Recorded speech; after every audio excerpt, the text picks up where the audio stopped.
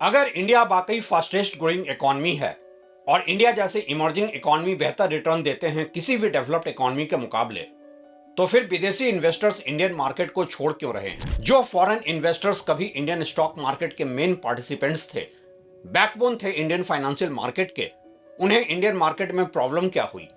Return नहीं मिले मनमाफिक, या फिर उन्हें इंडियन कैपिटल मार्केट में कोई ऐसी समस्या दिखी जो आम इंडियंस नहीं देख पा रहे हैं? यूं कहने को तो domestic institutional investors Indian market को अब संभाल रहे हैं, लेकिन क्या एसआईपी के रास्ते म्यूचुअल फंड से आया पैसा लंबे समय तक इंडियन मार्केट को ग्रोथ दे सकता है? क्या फॉरेन इन्वेस्टर्स का इंडियन मार्केट से मोहभंग इंडियन इकोनॉमी के लिए किसी डीप स्ट्रक्चरल क्राइसिस का सबब तो नहीं बनेगा? जो देश अपने ट्रेड डेफिसिट को इंटरनल रेमिटेंस और फॉरेन इन्वेस्टर्स से बैलेंस करता रहा है, वहां से विदेशी निवेशकों का निकलना कहीं इंडियन करेंसी को और कमजोर तो नहीं करेगा? क्या एक रिटेल बायर के तौर पर हम लोग अभी भी करते रहेंगे इन्वेस्ट एसआईपी के जरिए, या फिर फॉरेन इन्वेस्टर्स का रिकॉर्ड एग्जिट एक शॉक ट्रीटमेंट देने वाला है हमारे इन्वेस्टमेंट के लिए भी? ये सारे हैं आखिर क्यों वाले सवाल जो हमसे पूछे गए हैं पिछले कुछ दिनों में।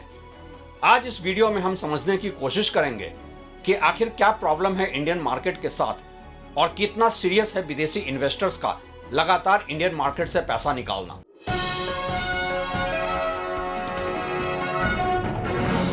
नमस्कार, आप देख रहे हैं ट्रैक टू रियलिटी और मेरा नाम है रवि सिन्हा। एक समय था जब देश में फाइनेंशियल अवेयरनेस भी कम था और लोगों के पास इन्वेस्टमेंट करने को पैसे भी कम ही होते थे। देश के लोगों के पब्लिक परसेप्शन में स्टॉक मार्केट को सट्टा जुआ समझा जाता था और आम इंडियंस फाइनेंशियल मार्केट से दूर ही रहते थे। देश का स्टॉक मार्केट काफी हद तक विदेशी इन्वेस्टमेंट पर डिपेंडेंट था और फिर जैसे कि सब कुछ ही बदलने लगा। फाइनेंशियल अवेयरनेस बढ़ी, कुछ तो स्टॉक मार्केट रेगुलेटर सेबी ने तो कुछ म्यूचुअल फंड एसोसिएशन ने लोगों के फाइनेंशियल अवेयरनेस को बढ़ाकर लोगों को स्टॉक मार्केट में इन्वेस्टमेंट के लिए आकर्षित करना शुरू किया। डिजिटलाइजेशन की वजह से आसान भी हो गया घर में बैठे मोबाइल फोन से इन्वेस्ट करना स्टॉक मार्केट और म्यूचुअल फंड्स में। पॉलिसी के लेवल पर भी देश के पसंदीदा investment option bank fix deposit के रेट को गिराकर भी लोगों के जमा पूंजी को फाइनेंशियल सिस्टम में लाने की कोशिश शुरू हुई।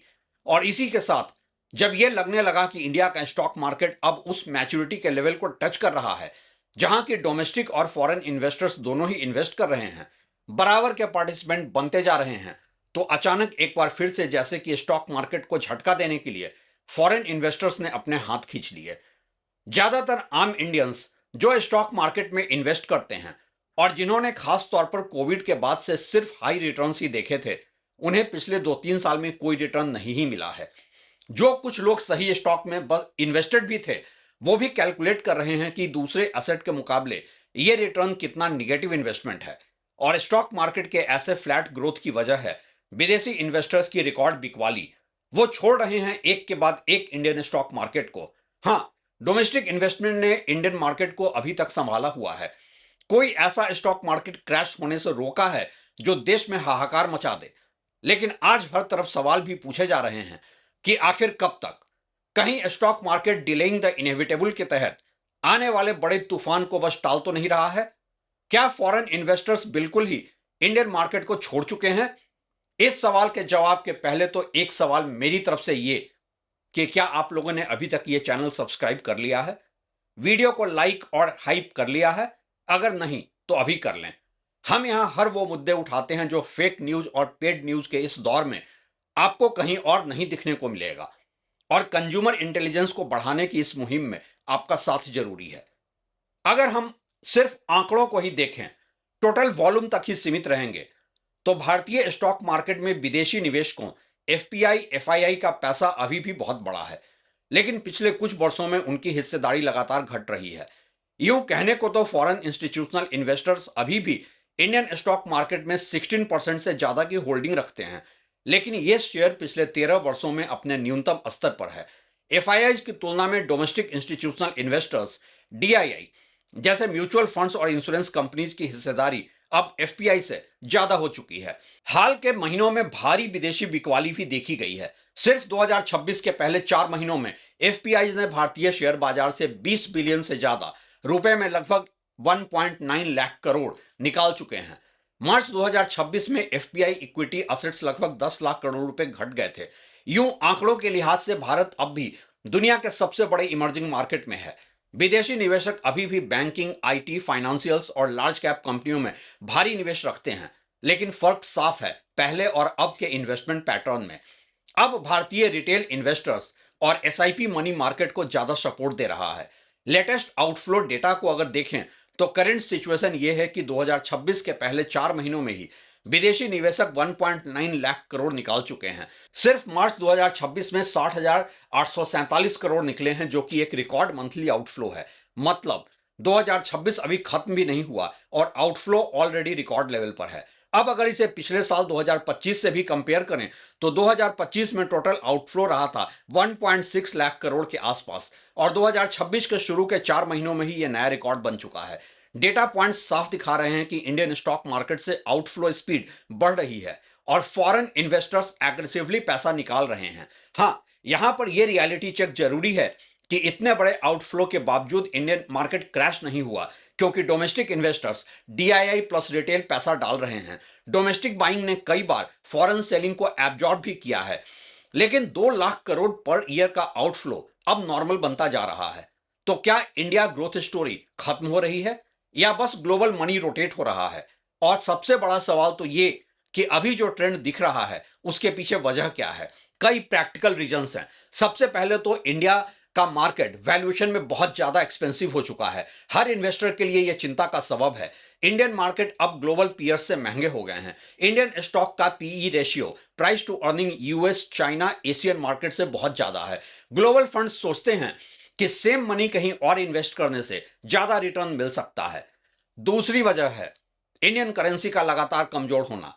इन्वेस्टर्स सोचने लगे हैं कि अगर थोड़ा प्रॉफिट होता भी है तो इंडियन करेंसी को डॉलर में एक्सचेंज करने से वो लॉस ही रहेगा। फॉरेन इन्वेस्टर को डबल रिस्क है, market risk plus currency loss.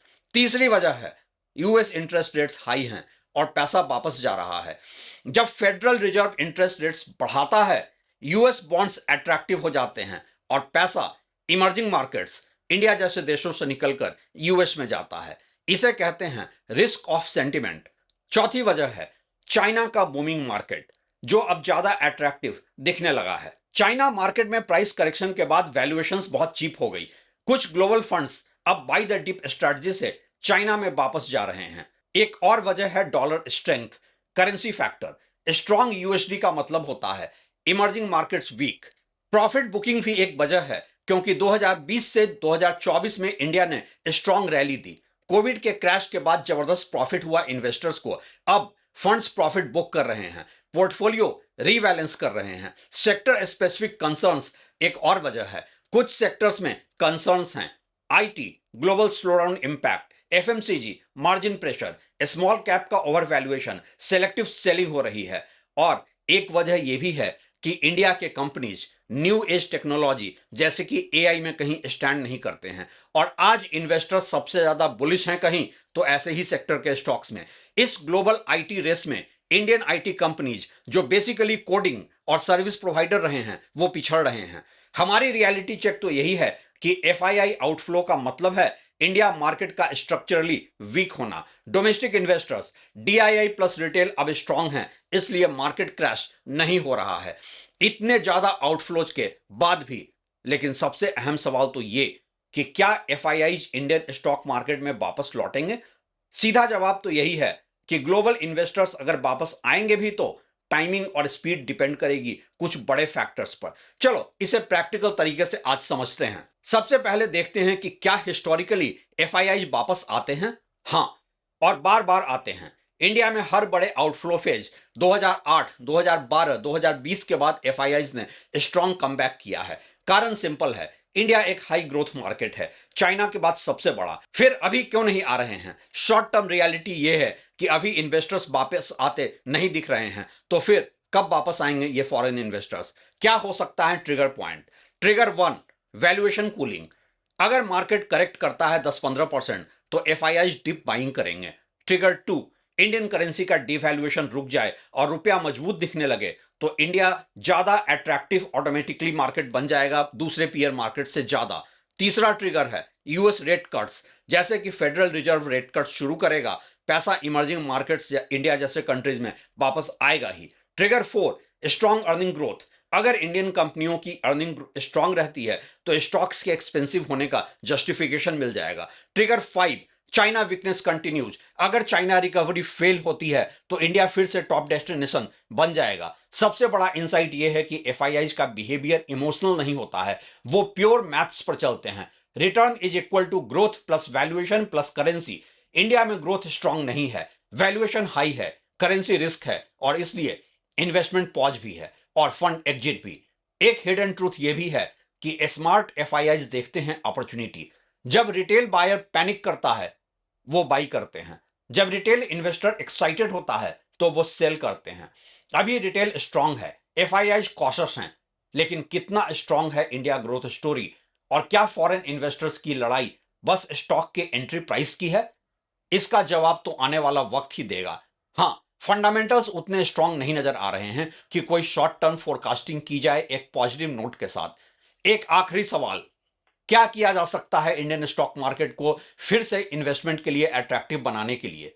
अगर आप लोग चाहें तो हम इस पर भी आगे और बात कर सकते हैं एक अलग से वीडियो में कि कैसे इंडियन मार्केट को विदेशी इन्वेस्टर्स के लिए अट्रैक्टिव बनाया जा सकता है। अभी के लिए तो मेरे साथ बने रहने के लिए शुक्रिया।